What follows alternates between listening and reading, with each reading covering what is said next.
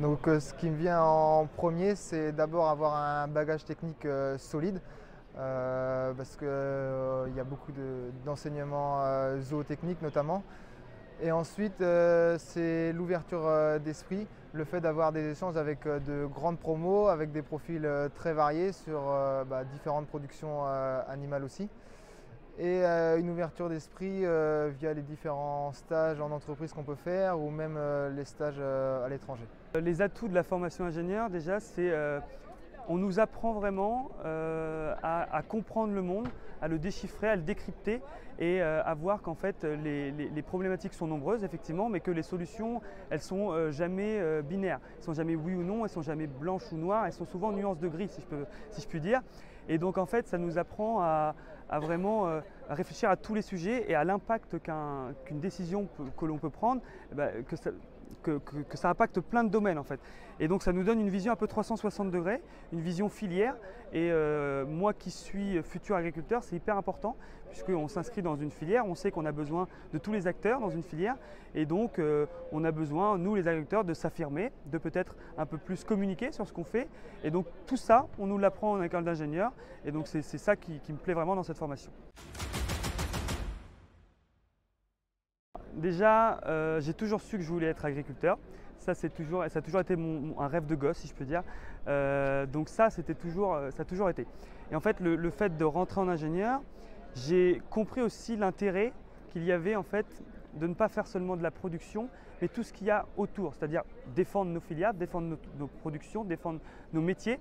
Donc c'est pour ça que j'ai envie de ne pas forcément être installé à 100%, mais de me libérer du temps pour justement consacrer du temps, de l'énergie à la défense vraiment de nos métiers, de nos produits français dont on est super fiers, et aussi pour faire progresser, puisqu'on a beaucoup de progrès à faire en agriculture comme dans tous les autres secteurs.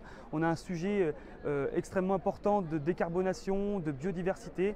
Et donc moi, je m'inscris vraiment dans ces sujets-là, et donc j'ai envie de mettre entre guillemets mon énergie et mes compétences que j'ai acquises dans cette formation au service des productions animales, des productions agricoles en général. Donc c'est peut-être ça qui m'a fait un petit peu évoluer aussi. Je me suis installé sur une exploitation que je connais bien vu que j'y vis depuis que je suis petit. Donc ça m'a permis de mieux comprendre le système d'exploitation qui a été mis en place par mes parents et aujourd'hui d'être satisfait du système mis en place, ce qui fait que on est dans une continuité et pas dans une évolution où il n'y a pas de changement radical ou important à mon installation. Aujourd'hui, mes objectifs en termes de temps de travail, c'est de pouvoir me dégager un petit peu de temps pour les activités. C'est principalement le week-end.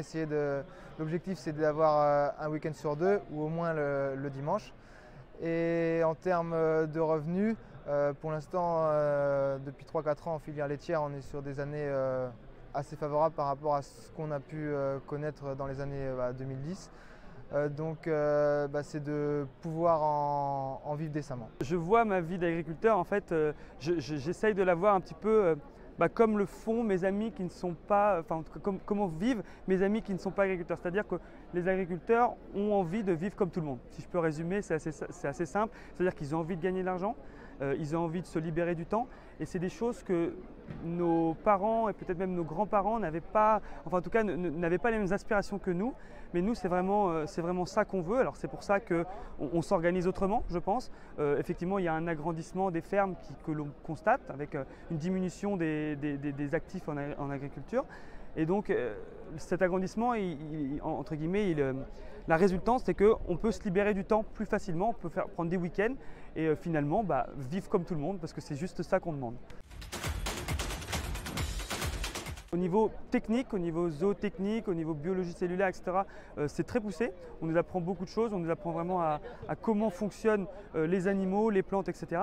Et au contraire, c'est vrai que peut-être sur la partie gestion des entreprises, sur la partie management, on pourrait peut-être s'améliorer sur le diplôme d'ingénieur, puisque les agriculteurs, en tout cas pour mon cas, qui veut m'installer plus tard, on sera chef d'entreprise, donc on a besoin de gérer une entreprise, et on aura aussi besoin de gérer du personnel. Donc le management a aussi sa place et donc peut-être qu'il faut pousser un peu ces sujets-là sur la formation d'ingénieur, effectivement. Ce qui a été un petit peu moins abordé dans la formation d'ingénieur et ce que je regrette aujourd'hui après m'être installé, c'est une formation notamment sur la comptabilité et la gestion d'entreprise. Donc après, c'est des choses qui se rattrapent sur le terrain, mais je pense qu'on peut être un petit peu moins armé que des profils BTS Sax par exemple.